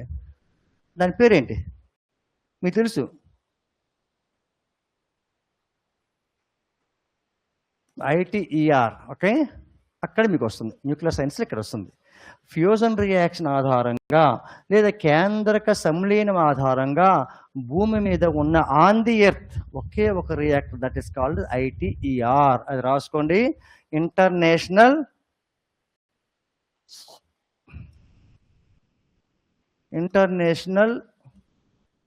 Thermo experimental reactor. Okay, international thermo experimental reactor, ఇది ITER. ఈ ITER అనేది ఏంటంటే సాధారణంగా works on the principle of fusion. అంటే మనకి సూర్యుల్లో జరిగే చర్య ఎలాగ ఉంటుందో అలాంటి చర్య ఆధారంగా మనం ఇది తీసుకోవాలి విద్యుత్ అనేది దాని యొక్క ముఖ్య ఉద్దేశం. అయితే ఇది ఎక్కడ ఏర్పాటు చేశారంటే ఫ్రాన్స్లో కడరాచి అనే సిటీలో ఏర్పాటు చేశారండి. ఫ్రాన్స్లో చూస్తే కడరాచి అనే సిటీలో దీన్ని ఏర్పాటు చేశారు. ఓకే, ఫ్రాన్స్లో ITER ప్రాజెక్ట్ ఏంటండి? దేని ఆధారంగా పనిచేస్తుంటే ఫ్యూజన్ అనే ఆధారంగా పనిచేస్తుంది. కేంద్రక సంలీనం అనే చర్య ఆధారంగా ఇది పనిచేస్తుంది. ఓకే, కేంద్రక సంలీనం చర్య అనేది ఆధారంగా పనిచేస్తుంది. ఓకేనా? సో దాన్ని expansion international thermo experimental reactor అంటారు. ఓకే, ఇది ఎక్కడ ఉందంటే ఫ్రాన్స్ దేశంలో కర్రాచి అనే సిటీలో ఉంది. కర్రాచి అనే సిటీలో మనకి ఇది ఉంది చూస్తే. అయితే చూడండి, ఇక్కడ సివిల్ సర్వీస్లో ఎలాగిచ్చాడు ఇదే బిట్ని. The ITER project was located అనేస్తూ కర్రాచివలా ఈస్ట్ ఫ్రాన్సా, వెస్ట్ ఫ్రాన్సా, నార్త్ ఫ్రాన్సా, సౌత్ ఫ్రాన్సా అంటే కర్రాచి అందరికీ తెలుసు, కానీ ఇది ఎటు ఉందో తెలియాలా. సౌత్ ఫ్రాన్స్లో ఉంటుంది చూస్తే, right, correct. What your saying is absolutely right. కాబట్టి ఇది చూస్తే సౌత్లో ఉంటుంది అనమాట. చూస్తే ఓకేనా, సౌత్లో ఉంటుంది. అయితే ఇప్పుడు చూడండి, ఇవన్నీ మనం కట్ చేసి ఓకే నెక్స్ట్ పేజ్కి వెళ్దామా. అయితే ఇప్పుడు మనం చూస్తే సన్, మళ్ళీ సన్కి వచ్చేసరికి ఓకే ఇక్కడ జియోగ్రఫీ పాయింట్ ఆఫ్ వ్యూ చూద్దాం ఒకసారి. భూమికి దగ్గరగా ఉన్న నక్షత్రం ఏంటండి? Sun. Other than the sun the nearest star to the earth is తెలుసు మీకు ఏంటండి? Proxima Centauri. ఎక్కడ బిట్ వస్తుంది, ఎలాగొస్తుందో చెప్పేస్తాను. Okay, Proxima Centauri. సూర్యుడు కాకుండా భూమికి దగ్గరలో ఉన్న నక్షత్రం ఏంటంటే ప్రాక్సిమా సెంటారీ అని చెప్తాం, రైట్, ప్రాక్సిమా సెంటారీ. ఇప్పుడు సూర్యుడి నుంచి భూమికి కాంతి రావడానికి 8.3 minutes పడితే టైము. ఓకే, బొమ్మలు వేసి ఉండాలండి. మ్యాక్సిమం నేను వేసే బొమ్మ మీరు గీసిస్తే మనకి పర్సనాలిటీ ఇంజనీరింగ్ సిస్టమ్ ప్రకారం బ్రెయిన్లో ఉన్న కెమికల్స్ అనేవి బొమ్మల్ని స్టోర్ చేస్తాయి ఈజీగా. అది పర్సనాలిటీ ఇంజనీరింగ్ సిస్టమ్ అంటారు, చెప్తారు. ఫర్ ఎగ్జాంపుల్ 3 గంటలు నేను పాఠం చెప్తే కొంతే గుర్తుంటుంది అందరికీ. అదే 3 గంటలు సినిమా చూస్తే మొత్తం చెప్పేస్తారు మీరు. డిఫరెన్స్ ఏంటి అంటే బికాస్ ఆఫ్ కెమికల్స్. మన బ్రెయిన్లో ఉన్న కెమికల్స్ అనేవి పిక్చరైజేషన్ తీసుకుంటాయి, రికార్డ్ చేస్తాయి అన్నమాట. చూస్తే అందుకే సినిమా గుర్తుంటుంది, పాఠం గుర్తుండదు, అంతే కదా. నిజమేది. చూడండి, నేను చదువుకున్న ఫోరెన్సిక్ సైన్స్లో మీ ముఖం చూసి మీ మైండ్లో ఏముందని చెప్తానండి, తెలిసిపోద్దండి కొంతవరకు, మ్యాక్సిమం బాగా తెలిసిపోద్దండి, రైట్. ఆ దానికి ఇంకా జ్యోతిష్యం ఒకటి యాడ్ అయ్యిందండి. ఆ జ్యోతిష్యం పీటర్ సదర్లాండ్ అండ్ ల్యాంబ్రోషియన్ థియరీస్ అని ఉన్నాయి క్రిమినాలజీలో. అంటే ముఖం చూసి క్రిమినల్లా కాదా మీకు చెప్పాలా, పట్టొచ్చు. క్రిమినాలజీలో స్పెషలైజేషన్ అది. అంటే దాని జ్యోతిష్యుడు ఏం చెప్పాడంటే అంటే అవన్నీ చెప్తూ మొహం మీద గంటలు ఉండేవాడు మైండ్ ఎలాగ ఉంటుంది. ఓకే, ఈ స్పైక్ వస్తుంది కొంతమంది, చాలామంది ఇక్కడ చిన్న సూదిగా వస్తుంది ఈ స్పైక్ ఇక్కడ. వాళ్ళు సపరేట్ పర్సనాలిటీ ఉంటుంది, వాళ్ళ మైండ్ ఎలాగ ఉంటుంది. అలాగే ఒక బొటన్ వేలు అనుకోండి, కొంతమంది బెండ్ అవుతుంది, వాళ్ళ పర్సనాలిటీ ఒకలాగా ఉంటుంది. ఇవన్నీ సదర్లాండ్ థియరీస్లో చూస్తే చాలా వరకు కరెక్ట్ అండి. నేను ఒక్క థియరీ చెప్తాను, మీరు చూడండి ఒకసారి. అలాగే బొట్టల మీద స్ట్రైట్గా వెళ్ళి పెడితే ఎవరికైతే బెండ్ అవుతుందో ఆ శక్తిని ఎవరు ఆపలేదండి భూమి మీద. ఇంకా వాడు ఏ స్థాయికి వెళ్ళిపోతారండి. ప్రపంచంలో ఇండియాలో ఎంతమంది లీడర్స్ తీసుకోండి, వాళ్ళందరూ మాట్లాడేటప్పుడు బొట్టల మీద చూడండి, అందరికీ బెండ్ అయి ఉంటుంది. మోడీయా, చంద్రబాబు, పవన్ కళ్యాణ్, లోకేష్, ఎవరు తీసుకోండి, ఎవరిని తీసుకోండి, ఒకటి కూడా తక్కువ ఉండదు. ఏదో ఒకటి రెండు ఫెయిల్ అయితే అవ్వచ్చు కాక, అది క్రిమినల్ అయిపోవచ్చు, ఏదో తెలివితేటలు, అంటే బాగా ఇంటెలిజెన్స్ అనమాట వాళ్ళు చూస్తే. మీరు చూడండి ఒకసారి, ఇలాగ ఎవరెవరు ఉందో ఒకసారి బెండ్ అయింది చూడండి ఒకసారి. ఈ అబ్బాయి బెండ్ అయింది చూడమ్మ ఒకసారి, పెట్టు ఇది, అదిగో చూసారా కొంచెం బెండ్ అయింది. అది అందరికి అలా బెండ్ అవ్వదండి. అది నా తప్పు కాదా? ఓకే, ఆయన మీ అమ్మ బాబులు తప్పు అది. కానీ చాలా వరకు కరెక్ట్ అయింది అది. చాలా మంది నేను స్టడీ చేశాను. నేను 97లో నాది కంప్లీట్ అయింది క్రిమినాలజీ. 96, 97 కంప్లీట్ అయ్యేటప్పుడు అప్పుడు నుంచి చాలా మంది చూస్తాను. నిజం ఎంతవరకు నిజం, చాలా మందికి అలాగే ఉంటుంది అనమాట చూస్తే. జగన్ కూడా చూడండి కొంచెం బెండ్ అయిపోద్ది, అవునా? కాబట్టి మీరు ఇక్కడ అప్డేట్ చేయండి ఎవరికి ఉందా. అలాగని నాకు వంక లేదు, నాకు గ్రూప్ 2 రాదనుకోకండి. అలాగని మళ్ళీ ఉంచుకోవద్దు అట్లా. కాబట్టి అది దీనికి సంబంధం లేదు. కాబట్టి థియరీ వరకు చాలా వరకు యాక్సెప్టబుల్ థియరీ. అలాగే కీరో బుక్స్ కూడా చదివానండి. కీరో బుక్స్. ఎవరు కీరో తెలుసా మీకు? కీరో చేయి చూసి జాతకం చెప్పేవాళ్ళు పామాలజిస్ట్లో. ఆయన ట్రైన్లో వెళ్తున్నాడు. ట్రైన్లో వెళ్తుంటే కీరో ఉన్నారని తెలిసిపోయింది అనమాట. నా చేయి చూడండి, నా చేయి చూడండి, నా చేయి చూడండి అనేసి అందరూ చెప్తున్నారు. వాళ్ళ చేతి రేఖలు చూశాక వీడు ఒక 4 గంటలు చచ్చిపోతాడు, వీడు ఒక 5 గంటలు చచ్చిపోతాడు, వీడు ఒక రోజులో చనిపోతాడు, వాళ్ళ రేఖలు కనిపిస్తున్నాయి ఆయనకి. అంటే ట్రైన్ దిగి ఆపి నెక్స్ట్ స్టేషన్లో ఆ ట్రైన్ యాక్సిడెంట్ అయిపోతే ఆపండి అన్నాడు. ఈయన జైలు పెట్టారు లోపల. ఆ ట్రైన్ కొంచెం దూరం వెళ్ళాక యాక్సిడెంట్ అయిపోయింది. సో అప్పుడు ఫేమస్ అయ్యాడు అనమాట. ఇప్పుడు ఆయన చెప్పినటువంటి దాన్ని మనకు అప్లై చేస్తాను. ఈ గీతలు మన జీవితం చేయవు. ఏదో ఫార్మేషన్ అయ్యే తప్పు, కానీ ఇది మాత్రం నమ్మకండి. ఎప్పుడు కూడా నీ చెయ్యి చూసి చెప్తా, ఓకే, నువ్వు ప్రశ్న జాతకం చెప్తా, ఇవి సాధారణంగా నేనైతే నమ్మను. మీ ఇష్టం అది. ఓకే, కాబట్టి ఇవన్నీ దానికి సైంటిఫిక్ ప్రూఫ్ ఉండాలండి. సైంటిఫిక్ ప్రూఫ్ లేకపోతే దేన్ని కూడా నమ్మలేము. ఓకే, మీకు మ్యాజిక్ షో చేస్తారు. ఇలా వచ్చేసి గాలిలో మన స్టూడెంట్ ఒక అతను ఉన్నాడు, ఒక అమ్మాయిని తీసుకొచ్చి గాలిలో ఎట్లా పడుకుని పెట్టేస్తాడు. అవునా? అసలు గ్రావిటీ ప్రిన్సిపల్కి వ్యతిరేకం కదా. ఒక మనిషి ఇలా ఉండాలి గాలిలో. గ్రావిటీ ఎంత ఉంటుంది భూమికి, మనిషిని లాకేస్తుంది. అవునా? నువ్వు గాలిలో పడుకుని పడతావు ఏంటి? నువ్వు ఏదో చేస్తున్నావు, ఎవడో కనిపించకుండా నువ్వు చేస్తున్నావు. ఏంటది? Refractive index. మీకు ఫిజిక్స్లో వస్తుంది. sin I by sin R అని ఒకటి ఉంటుంది. ఓకే, పతన కోణము పరావర్తన కోణము రెండు సమానం అయిపోతే ఒకదాన్ని మాత్రమే చూడగలం. దట్స్ కాల్డ్ రిఫ్రాక్టివ్ ఇండెక్స్ అని చెప్తాం. మనం చూస్తే నీటిలో గాజు పెడితే కనిపిస్తుందా? కనిపించదు. అవునా? కాబట్టి అలాగే ఒక లైటింగ్ డిమ్ చేసి ఒక గాజు బీమ్ అనేది తొడకు కట్టుకొని పైకి తీసుకొస్తాడు. ఆ బీమ్ వాళ్ళ కింద ఉంటుంది. మనకి మనిషే కనిపిస్తే కనిపించదు. బ్లాక్ షర్ట్ వేసుకుని నల్లని దారం పెట్టుకుంటే కనిపించదు. రిఫ్రాక్టివ్ ఇండెక్స్ ఈ సేమ్ అట్లా అనమాట. అయితే now come to this point. Okay, కాబట్టి ఈ సన్ అనేవాడు చూస్తే 8.3 మినిట్స్లో మనకి 8 అని మీకు బుక్స్ రాస్తారు. యాక్చువల్లీ 8.3 మినిట్స్ అనమాట.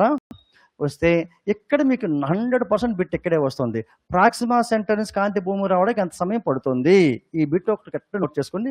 నెక్స్ట్ దీంట్లో వచ్చేస్తుంది. రైట్, మీరు ఎక్స్పెక్ట్ చేయండి ఎంత టైం పడుతుందండి? 4.3 కాంతి సంవత్సరాలండి. రాసుకోండి, ఇది చాలా చాలా ఇంపార్టెంట్ బిట్. 100% బిట్ ఇక్కడే వస్తుంది. ప్రతి ఏరియాలో చెప్పేస్తాను. అట్లానే మీ నోట్స్ అనేది 20 నుంచి 30 పేజీలు దాటినకుండా తీసుకొస్తాను. మ్యాక్సిమం బిట్లు అందులో ఉంటాయి. ఓకే, సో కాంతి సంవత్సరాలు 4.3 కాంతి సంవత్సరాలు అంటే ప్రాక్సిమా సెంటారి నుంచి భూమికి కాంతి రావడానికి పట్టే సమయం ఏంటంటే 4.3 లైట్ ఇయర్స్. లైట్ ఇయర్ అంటే చూడండి, కాంతి సంవత్సరం అంటే అర్థం ఏంటంటే కాంతి 1 సంవత్సరంలో ప్రయాణం చేసిన దూరం. కాంతి వేగం ఎంతండి? 3 లక్షల ఓకే కిలోమీటర్స్ పర్ సెకండ్ అండి. Kilometres per second. దీన్నే 3 × 10⁵ అని చెప్తాను. చూస్తే కిలోమీటర్స్ పర్ సెకండ్ ఇది కాంతి వేగం. ఓకే, లేదా 10⁸ మీటర్స్ పర్ సెకండ్. ఈ వేగంతో కాంతి వస్తుంది. అయితే ఈ కాంతి వేగం చెప్పండి ఒక్కసారి. మీకు ఎక్కడ ఉంటుంది కాంతి వేగం? వాతావరణంలో ఉంటుందా, శూన్యంలో ఉంటుందా, ఎక్కడైనా ఒకేలాగా ఉంటుందా?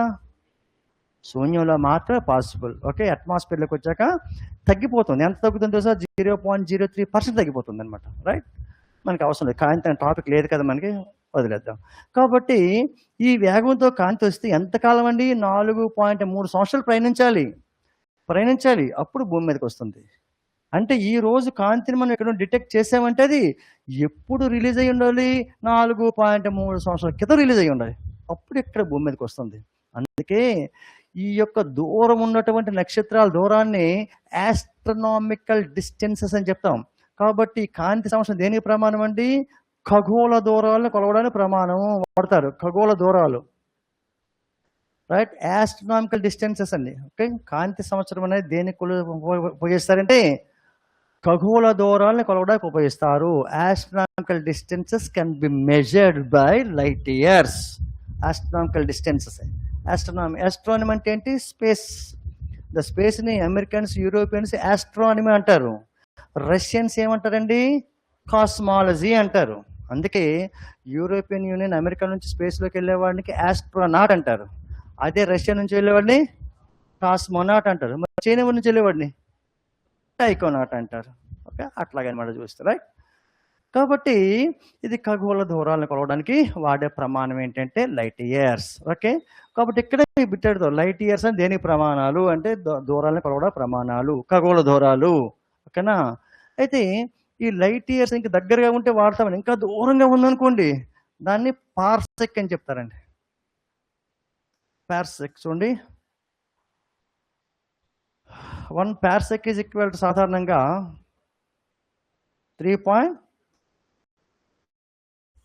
1 parsec is equal to 3.26 light years అనేసి చెప్తాం.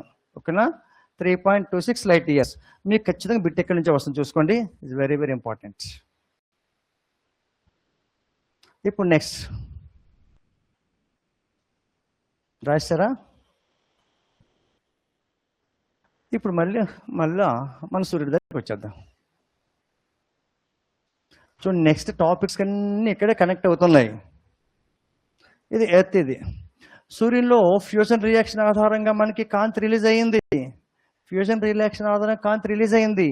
ఈ రిలీజ్ అయ్యేటప్పుడు ఇక్కడ ఏదైతే కాంతి విడుదల అవుతుందో ఆ యొక్క ప్రాసెస్ని okay solar radiation, okay solar radiation అని చెప్తామని చూస్తే, ఈ సోలార్ రేడియేషన్ అంటే ఓకే సౌర వికిరణము అని చెప్తారండి దీన్ని, రైట్? సౌర వికిరణము అంటే సూర్యునిలో కాంతి రిలీజ్ అవుతుంది, దాన్ని సౌర వికిరణం అని చెప్తారు. ఆ ప్రాసెస్ని. కాంతి ఎందుకు రిలీజ్ అయ్యిందంటే ఇక్కడ ఫ్యూజన్ రియాక్షన్ ఆధారంగా రిలీజ్ అయ్యింది. ఆ ప్రాసెస్ని సౌర వికిరణము. మ్యాక్సిమం బొమ్మలు వేయండి. ఇలా కాంతి వస్తుందండి భూమి వైపు. కాంతి ఇలా భూమి వైపు వస్తుంది. ఈ భూమి వైపు కాంతి వచ్చేటప్పుడు మనకి 3 లక్షల కిలోమీటర్ పర్ సెకండ్ వేగంతో వస్తుంది. ఓకేనా? వచ్చేటప్పుడు ఈ తరంగాల్ని ఏ రూపంలో ఉంటాయంటే హస్వ తరంగాల రూపంలో ఉంటాయి అన్నమాట. చూస్తారు, రైట్? హస్వ తరంగాల రూపంలో మనకు ఉంటాయి. చూస్తే అంటే short wave, the wave short waves.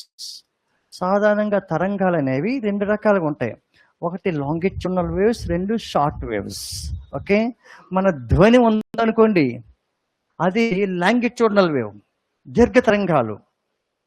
ఈ దీర్ఘ తరంగాలు ఎలా ప్రయాణిస్తాయండి వాతావరణంలో అంటే కంప్రెషన్స్ అండ్ రేర్ ఫ్రాక్షన్స్ రూపంలో ప్రయాణిస్తాయి. సంపీడన విరళీకరణాలు మీకు ధ్వని అనే టాపిక్లో వస్తుంది. ధ్వని లేదు కాబట్టి మనం వదిలేద్దాం. అలాగే హస్వ తరంగాలు కూడా మన సంపీడన విరళీకరణలు ఉండవు, పుష్ అండ్ బ్యాక్స్ అని వస్తాయి. అది ఓకే, ఇది మనకి హస్వ తరంగాల రూపంలో ప్రయాణిస్తాయి. చూస్తే ఇక్కడ మనకి రెండో బిట్ వస్తుంది. ఏంటది? సూర్యుని నుంచి వచ్చే కాంతి 100 యూనిట్లు అనుకోండి. 100 యూనిట్లు అనుకుంటే ఇందులో వెనక్కి 35 యూనిట్స్ మళ్ళీ వెళ్ళిపోతుందండి. భూ వాతావరణంలోకి వచ్చాక 35 యూనిట్స్ మళ్ళీ వెనక్కి వెళ్ళిపోతుంది. ఈ 35 యూనిట్స్ ఎందుకు వెళ్ళిపోతుందంటే ఎర్త్ అట్మాస్ఫియర్లోకి వచ్చాక ఇదంతా భూ వాతావరణం. ఈ భూ వాతావరణం చూస్తే ఈ భూ వాతావరణంలో మళ్ళీ 35 యూనిట్స్ వెనక్కి వెళ్ళిపోతుంది. ఎందుకు వెళ్ళిపోతుందంటే వాతావరణం అంటే ఏంటంటే సాధారణంగా వివిధ రకాల వాయువులు ఉంటాయి, డస్ట్ పార్టికల్స్ ఉంటాయి, నీటి ఆవిరి ఉంటుంది. ఈ అన్నింటి మీద పడి మళ్ళీ కాంతి రిఫ్లెక్ట్ అయిపోతుంది. కాంతి వెనక్కి రిఫ్లెక్ట్ అయిపోతుంది. ఆ రిఫ్లెక్ట్ అయిపోయే కాంతిని ఆల్బిడో అని చెప్తాం, రైట్? ఆల్బిడో. ఓకే, అది రాసుకోండి ఒకసారి, చాలా ఇంపార్టెంట్ అది. Albedo means some amount of light is reflecting into space from the earth's atmosphere. Okay, భూ వాతావరణం నుంచి కొంత కాంతి వెనుకకు రిఫ్లెక్ట్ అవుతుంది, వెనుకకు పరావర్తనం చెందుతుంది. దీనినే ఆల్బిడో అందరు. ఇది మన భూమికి 35% ఉంటుంది. దీన్నే ఆల్బిడో అందరు. Some amount of light is reflecting back into space is called albedo. Okay, అంటే గ్రహానికి మారిపోతుంది ఆల్బిడో అనేది. చూస్తే మన భూగ్రహానికి వచ్చేసరికి 35 యూనిట్స్ ఉందన్నమాట. చూస్తే రైట్, ఈ 35 యూనిట్స్ ఇలా రిమైనింగ్ 65 వస్తుంది కదండి. ఇందులో భూమి ఎంత ఉష్ణోగ్రత గ్రహించింది అన్నదాన్ని ఏమని చెప్తామంటే సోలార్ ఇన్సోలేషన్. రాసుకోండి, సౌరపుటము అంటే రాయండి, సౌరపుటము. ఇది కూడా ఇంపార్టెంటే. సూర్యునిలో విడుదలైన ఉష్ణోగ్రతలో భూమి గ్రహించే ఉష్ణోగ్రతను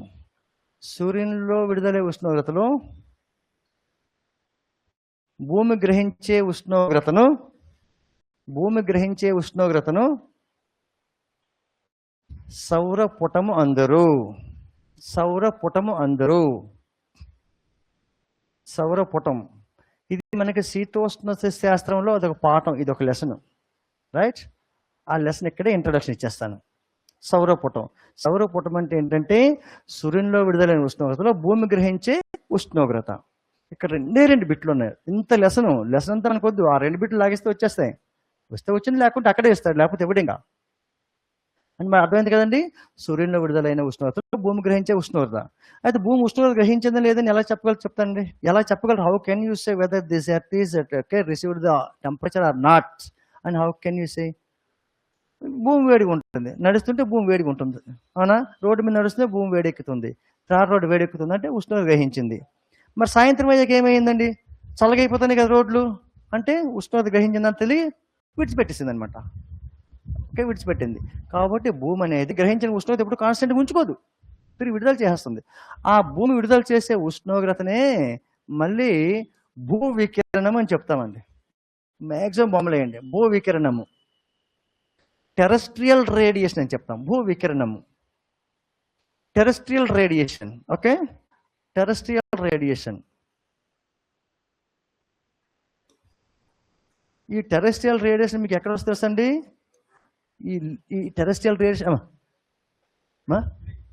ఇది అయిపోయింది. ఒక 5 నిమిషాలు యాడ్ అవుతుంది, మళ్ళీ మధ్యలో ఎందుకు 5 నిమిషాలు ఇది కట్ చేస్తాను, ఓకేనా? అయితే ఈ టెరెస్ట్రియల్ రేడియేషన్ అని మీ లెసన్ ఎక్కడ చూసండి? ఎన్విరాన్మెంటల్ సైన్స్ అంతా దీంతో లింక్ అయి ఉంటుందండి.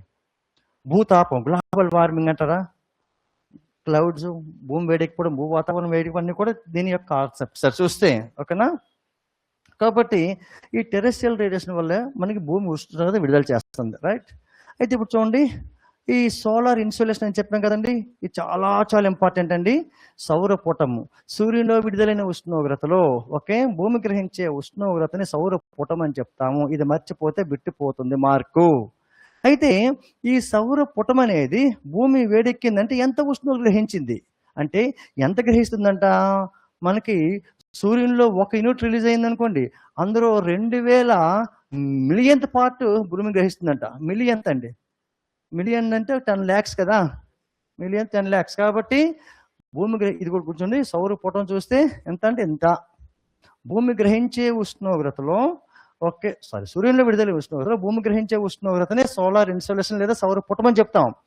ఈ సౌరపుటం అనేది మనకి ఎంత అంటే 1/2000 మిలియన్త్ పార్ట్, అంటే 2000 మిలియన్త్ పార్ట్. చెప్పలేము, క్యాలిక్యులేట్ చేయలేము. అందుకే దాన్ని ఎలా క్యాలిక్యులేట్ చేశారో చెప్తాను సైంటిస్టులు. ఆ క్యాలిక్యులేషన్ పార్ట్ నుంచి మనకి బిట్ వస్తుంది, 100% బిట్ వస్తుంది, డౌట్ అయితే లేదు. అయితే ఇది రావాలి, లేకపోతే దీనికి కన్వర్షన్ రావాలి. ఖచ్చితంగా పేజీలో ఉంటుంది చూడండి, రాబోయే ఎగ్జామ్లో ఈ టాపిక్ నుంచి బిట్ ఇస్తే ఈ బిట్టు, లేకపోతే నేను చెప్పబోయే బిట్ ఇస్తాడు, లేకపోతే ఉండేది ఇవ్వడు, రైట్? ఏంటంటే ఇది ఎనర్జీయే కదా. ఎనర్జీని దేనిలో కొలుస్తారు? క్యాలరీస్లో కొలుస్తారు. అయితే భూమి ఒక స్క్వేర్ సెంటీమీటర్ ఏరియా, ఒక స్క్వేర్ సెంటీమీటర్ ఏరియాలో 1 నిమిషం సూర్యకాంతి పడింది అనుకోండి, భూమి వేడెక్కుతుంది కదా, ఖచ్చితంగా వేడెక్కుతుంది. ఆ వేడెక్కే ఉష్ణోగ్రతని సౌర స్థిరాంకం అని చెప్తారండి. హెడ్డింగ్ పెట్టండి, చాలా చాలా ఇంపార్టెంట్. సౌర స్థిరాంకం, solar constant. Solar constant, solar constant. 1 చదరపు సెంటీమీటర్ వైశాల్యం పైన, 1 చదరపు సెంటీమీటర్ వైశాల్యం పైన, అంటే దీని కన్వర్షన్ ఇలా తీసుకొస్తున్నాను. 1 చదరపు సెంటీమీటర్ వైశాల్యం పైన సూర్యకిరణాలు 1 నిమిషం పడినప్పుడు, సూర్యకిరణాలు 1 నిమిషం పడినప్పుడు, 1 నిమిషం పడినప్పుడు భూమి గ్రహించే ఉష్ణోగ్రతని, భూమి గ్రహించే ఉష్ణోగ్రతని, భూమి గ్రహించే ఉష్ణోగ్రతని సౌర స్థిరాంకమందురు. ఓకే, సౌర స్థిరాంకమందురు. The energy received per square centimeter area in a minute. In a minute. It's called solar constant. ఇది ఎంత ఉంటుంది అని అడుగుతాడు. 1.94 calories. ఇది ఇస్తాడు మీకు, ఇది ఇస్తాడు మీకు. Very very important. అయితే ఇది ఇస్తాడు, లేకుంటే ఇది ఇస్తాడు, లేకపోతే ఇవ్వడు, లేకపోతే ఇవ్వడు. ఆ 2 బిట్లే. అంటే కాన్సెప్ట్ తెలియాలి. సౌర ఇన్సోలేషన్ అంటే ఏంటో తెలియాలి మీకు, రైట్? ఇన్సోలేషన్ అంటే భూమి గ్రహించే ఉష్ణోగ్రత ఎంత గ్రహిస్తుందంటే 1/2000 మిలియన్త్ పార్ట్ గ్రహిస్తుంది. 1/2000 మిలియన్త్ పార్ట్ గ్రహిస్తుంది చూస్తే కదా. కాబట్టి దాన్ని ఎనర్జీలో కన్వర్ట్ చేస్తే ఆ ఎనర్జీనే సౌర స్థిరాంకం అని చెప్తున్నాం. సౌర స్థిరాంకం అంటే ఒక స్క్వేర్ సెంటీమీటర్ ఏరియాలో భూమి గ్రహించే ఉష్ణోగ్రతని సౌర స్థిరాంకంగా మనం చెప్తాం. చూస్తే అది 1.94 క్యాలరీస్ అనేసి చెప్తామనమాట. చూస్తే మీ జనరల్గా ఎంతవరకు బ్రేక్ ఏంటండి మధ్యలో? ఇప్పుడే కదా క్లాస్ స్టార్ట్ అయింది అమ్మా. ఓకే ఓకే, ఇప్పుడు ఎంత టైం వల్ల స్టార్ట్ చేద్దాం? 5 మినిట్సా 10 మినిట్సా? పోనీ తీసుకోండి, మీ ఇష్టమే. మీకు మైండ్ బాగుండాలి అంతే, అంతకుమించి అదేం కాదు. అర్థం కాని చదువు వ్యర్థం. అది ఎంత టైం తీసుకుని మెల్లమెల్లగా చెప్పుకుందాం, ఓకేనా? మీరు అందరూ ఇక్కడే ఉంటాను. అబ్బాయి టీ దొరుకుతుంది ఇక్కడ, మనకి టీ దొరుకుతుంది. టీ వెళ్తే తాగేసి వచ్చేద్దామా? అవునా, తెచ్చేస్తా. అర్థమవుతుంది లేదా నిర్మోహం అడగండి. నీకు నాకు సింక్ అవ్వడం కొంత టైం పడుతుంది. మీకు ఎలా కావాలంటే అలా మార్చేస్తాను, రైట్? అది మీరు నాకు చెప్పాలా ఇన్పుట్.